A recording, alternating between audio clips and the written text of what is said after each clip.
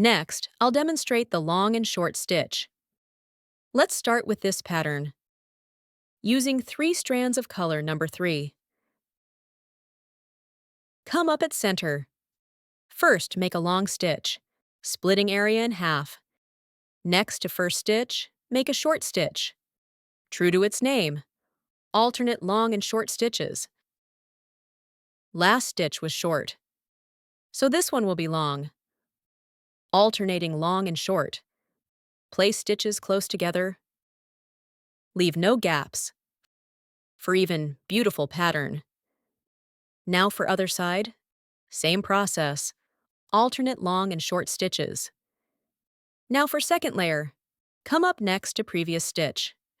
Make a long stitch, fill the pattern area completely. Long and short stitch works for large areas, also great for shading effects. A versatile choice. Let's look at the result. Same process here, but combining patterns. To create flower shape, let me demonstrate. Using 3 strands of color number 2.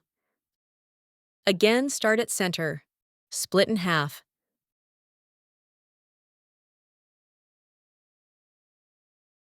Don't stitch small center circle yet. We'll add French knot later. Leave it empty for now. Bring it up. Take it down.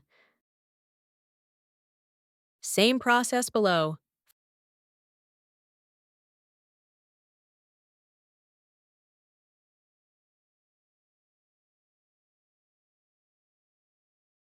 Final stitch down.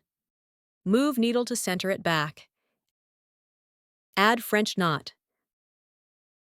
Center area is quite large. Can add several French knots for fuller pattern, creating more beautiful effect.